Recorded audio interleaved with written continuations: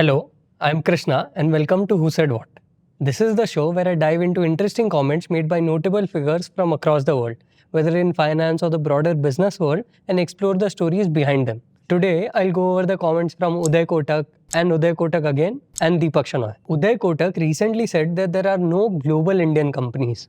Give me one global Indian consumer brand that you go to any corner of the world, from Boston to Paris to Bolivia to China to Sydney, where the global consumer recognizes an Indian consumer brand for what it is.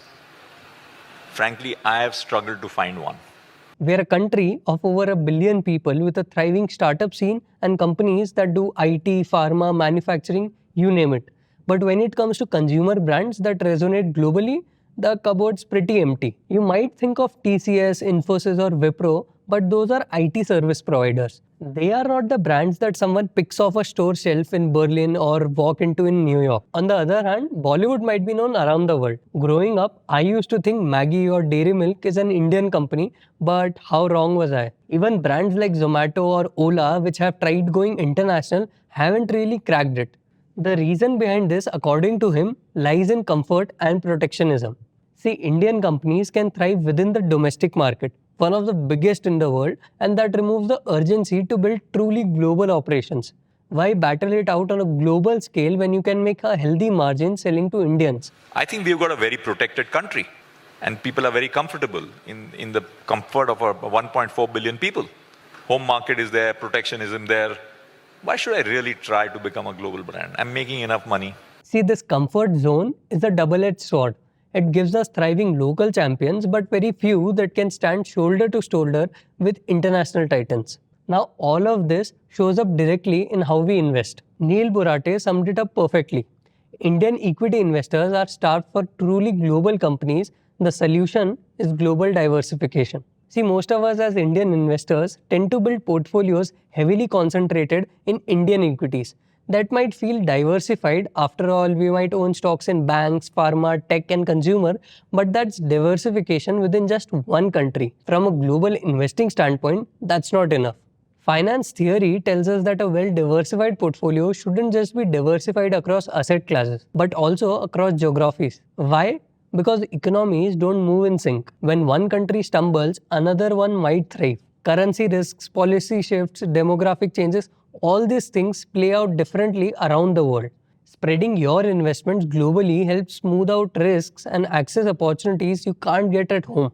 Let's say, for example, that you lived in China and only invested in Chinese stocks over the last 30 years. Now it sounds like a good bet, right? I mean, they have huge GDP growth, global exports, massive infrastructure spending. But here's the reality. Since 1993, Chinese stocks have actually destroyed wealth. And I'm not exaggerating here. The MSCI China index is down over that 30-year stretch. It's returned less than what you started with, a total return of just 0.89 times, meaning you'd actually be underwater after all those years. In contrast, the MSCI India index has been a 13-bagger. That means Indian markets multiplied investor wealth 13.6 times over the same period. So yes, Indian investors have been lucky. But luck isn't a strategy. Now, if you're new to investing, the term global diversification might sound a little intimidating. But see, it's a simple idea.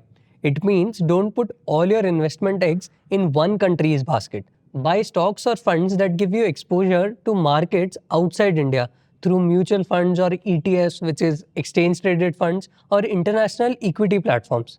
That way, your financial future isn't entirely tied to how India performs. See, if India booms, great. But if it slows down even temporarily, you're not completely exposed. Look at this image that shows the top country weights of an all-country world index which tracks global equity exposure. Over 65% of it is just in the US, and India, that's a tiny 1.69%. Now, that doesn't mean that you should blindly mirror that weight in your portfolio, but it does show where the market thinks the value is being created. What Uday Kotak said isn't just about global recognition. It was about what it takes to build truly world-class companies. The global consumer is your test of quality, your excellence. And it's not about price. If you have a strong brand, you can actually command a much higher price. That's what Indian companies need to strive toward. But until then, as investors, it's on us to build portfolios that reflect where the world is, not just where we are. Because while India is a great story, it's not the only story. And as we have seen with China, even a great economic story doesn't always lead to great market returns. Now, on to the second comment. There's another thing that Uday Kotak said this week that honestly I couldn't understand very well. Here's what he said. Leading banks are taking 1-year wholesale deposits at roughly 8%. This translates to loaded marginal deposit cost of 9% plus after CRR, SLR, deposit insurance, priority sector. Excluding OPEX, low-cost retail deposits show muted growth across the system. Yet banks are issuing home loans at 8.5% floating rate, borrow at 9% and lend at 8.5% minus 0.5% spread. Now, if that sounds like Greek and Latin to you, I would understand. I asked Kashish from the team who claims to be a banking expert to help me with this piece, and he made sure that I give him the credit for this. So here is his 2 seconds of fame. Anyway, here's what's happening. See, some banks are raising money by taking in wholesale deposits, large lump sum deposits from companies or institutions, and they are paying around 8% interest for that money. But banks don't get to use all of that 8% very freely. A chunk of it has to be set aside because of regulations, like CRR, which is cash reserve ratio. This is the money that the bank has to park with the RBI. It doesn't earn any interest. Then there's SLR, which is statutory liquidity ratio. This is the money that the bank must invest in safe government bonds, which usually offer lower returns. Then there's deposit insurance. Here banks have to pay a small premium to insure our money. Then there's priority sector lending, where banks are required to lend a portion of their funds to specific sectors like agriculture or small businesses, which are not always very profitable. Now all of this eats into the bank's actual usable funds. So even if they are paying 8% on paper, the real cost ends up being more than 9%. Now here's the interesting part. They're giving out home loans at 8.5%. So yes, borrowing at 9%, lending at 8.5%. That's a negative spread of 0.5%. In other words, they're losing money on every rupee loaned out like this. See, this difference between what a bank earns on loans and what it pays on deposits is called the net interest margin or NIMS. And for banks, this margin is everything. It's their core revenue. So when someone like Uday Kotak, one of the sharpest minds in Indian banking, points out that margins are going negative, that's concerning. He's flagging a real issue with how sustainable the business model is right now. But the reality is a lot more layered. Let me break this down. First, not all deposits cost 9%. See, banks don't just raise money from expensive wholesale deposits. They also have something called as CASA deposits. That's current account and savings account money. See, current accounts, which is usually used by businesses, don't pay any interest at all. Savings account pay just 3 to 4%. Now this is cheap money for banks. So when you mix this with the higher cost wholesale deposits, the overall blended cost of funds is actually lower than 9%. So no, banks aren't always borrowing at 9% across the board. Second, home loans are just one part of the puzzle. Uday Kotak's tweet compares a 9% deposit cost to 8.5% loan rates. That looks bad on paper, but remember, home loans are just one part of what the banks do. See, banks also lend money through personal loans, which would be around 12 to 14% interest rates, credit cards 30 to 40%, car loans 8 to 10%, MSME, gold loans, and a lot many things. These other loans bring in much better margins. So even if home loans are loss-making, the overall lending book might still be healthy. See, now Uday Kotak is not just randomly venting. This post comes at a time when something weird is happening in the Indian banking. And CNBC laid it out quite well. Loan rates are falling, deposit rates aren't. Now, why is that happening? Because many banks today are tied to external benchmarks like the repo rate, which is set by the RBI. These are called EBLR loans or external benchmark lending rate. So when RBI cuts the repo rate, banks have to lower the interest they charge on these loans. But here's the catch. Deposit rates, what banks pay you, aren't falling. Not by much anyway. That's the mismatch. And this is despite the RBI pumping 7 lakh crore rupees of liquidity into the system through all sorts of tools like swaps, bond purchases, repos, etc. Normally, all that extra money should push deposit rates down, but it isn't. Now, there are a lot of reasons behind this, but experts are pointing fingers in this direction. Mutual funds. See, people aren't just putting money in fixed deposits the way they used to. Instead, they are investing in mutual funds. Now, technically, this money still ends up in the banking system. Mutual funds don't keep it under their mattresses. They park it in current accounts with the banks. But here's the twist. This money is super unstable. See, mutual funds move their money in and out daily to buy stocks, redeem units, pay out dividends. So even if the money is there today, it might vanish tomorrow. And that's a problem. Because banks can't give out a 20-year home loan using money that might disappear next week. That would be reckless. This situation is what's called an asset liability mismatch. Basically, if your funding is short term but your loans are long term, you've got a risky setup. So banks go back to what's stable, wholesale deposits. But again, those are expensive. That's what Uday Kotak is talking about. Here's what Deepak Shenoy said about this.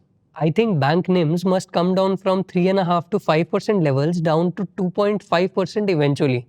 The time for lazy banking is over. Margins will compress. The winners will come from volume and ability to raise liabilities well. He further said, banks crib about regulation, but most don't even take opportunities to lend well, which is why NBFCs even exist. He's basically saying that the good old days of fat margins are probably over.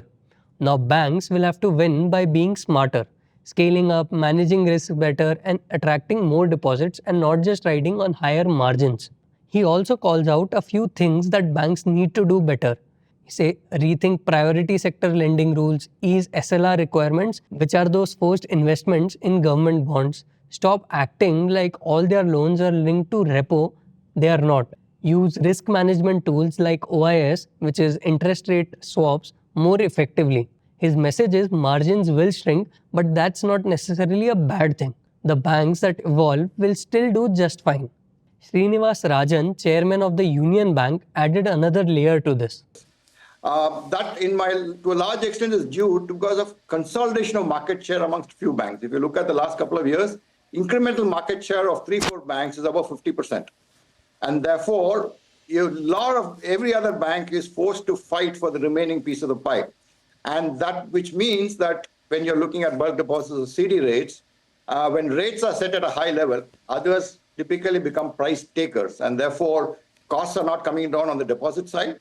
As you said, CASA and retail term deposits are growing at a steady pace, but nowhere to the pace which credit growth is happening. And therefore, NIMs continue to be under pressure and will continue to be under pressure. What he's saying is that the top 3 to 4 big banks have taken over all of the new business. Everyone else, including smaller public sector banks, is fighting over what's left.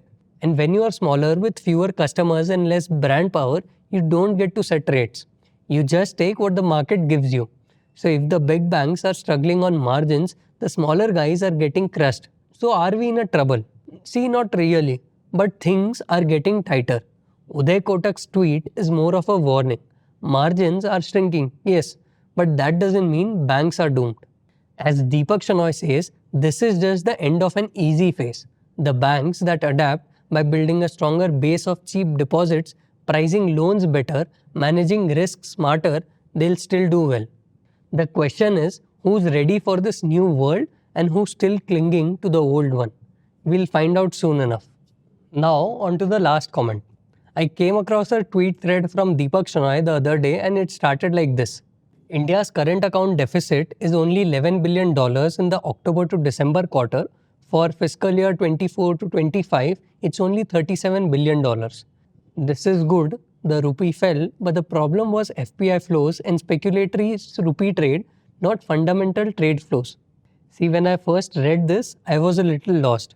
It sounded like one of those updates packed with numbers and jargon that you scroll past because you're not sure what it all means. Current account, rupee falling, speculative trade. Since this is my job, I decided to dig in.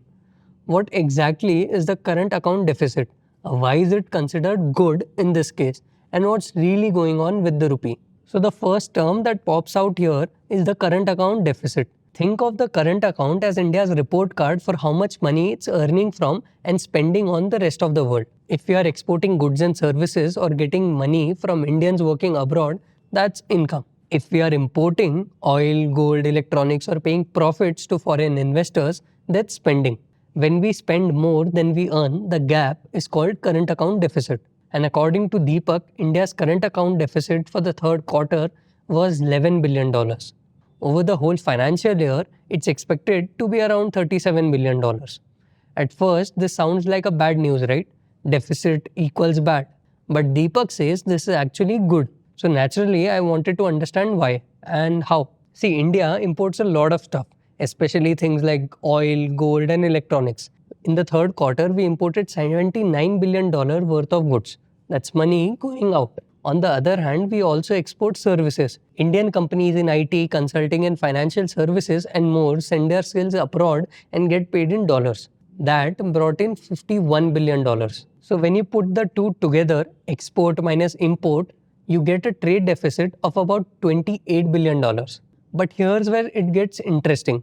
See, Indians living abroad, whether doctors, engineers, construction workers, students, send back a record $36 billion in remittances. This is money they earn in places like the US, UAE, UK, and Singapore and send home to support families, build homes, or invest. Now, that money is a huge inflow for India. In fact, it's so large that it completely cancels out the trade deficit. So at this point, you might think, okay, trade deficit of $28 billion offset by $36 billion in remittances. Does that mean we are in a surplus? Well, almost. See, even after the trade and remittances kind of balance out, there's another piece that drags the numbers back down.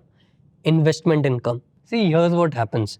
Foreign investors who have put money into Indian companies expect returns. They get paid in the form of dividends, a share of the profits. In the third quarter alone, Indian firms paid out $19 billion in dividends to foreign investors. At the same time, India also earns dividends from investments it holds abroad, around $4 billion. But that still leaves a net outflow of $15 billion. So if you started with a $5 billion surplus from trade plus remittances and then subtract $15 billion in investment income going out, you land at a $10 billion deficit, which is roughly what the RBI reported as $11 billion. And now, Deepak's tweet starts to make a little more sense. The deficit isn't coming from the usual culprits like too much oil or too many iPhones. It's from paying foreign investors their share of profits, which is usually a sign that India is open for business and attracting capital. There was this one part of his tweet that really caught my attention. The rupee fell, but the problem was FPI flows and speculatory rupee trade and not fundamental trade flows. Basically, when foreign funds invest in Indian stocks or bonds, these are short-term investments and they can come and go quickly. And that's exactly what happened. In the third quarter, foreign investors pulled out $11 billion from India. That's money being converted from rupees back into dollars, which increases demand for dollars and puts pressure on the rupee. On top of that, currency traders, which is the speculators, started betting that the rupee would fall even more.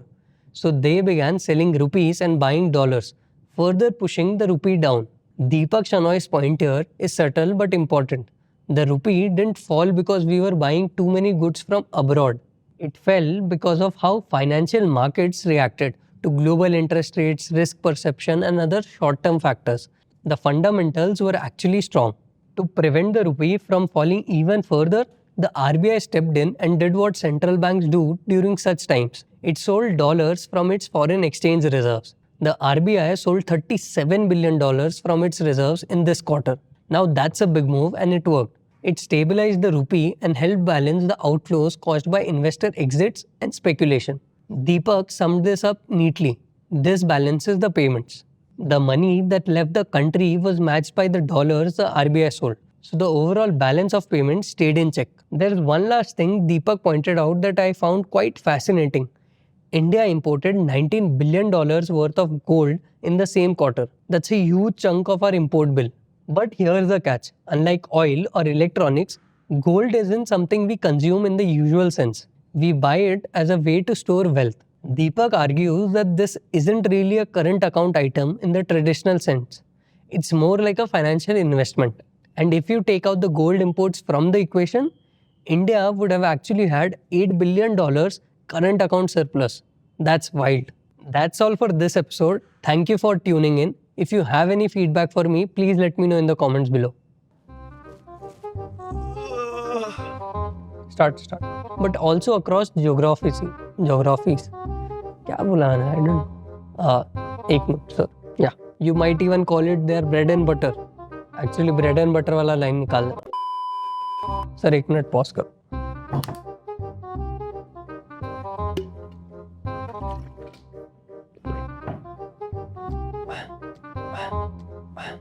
Yeah, बस हो नहीं रहा.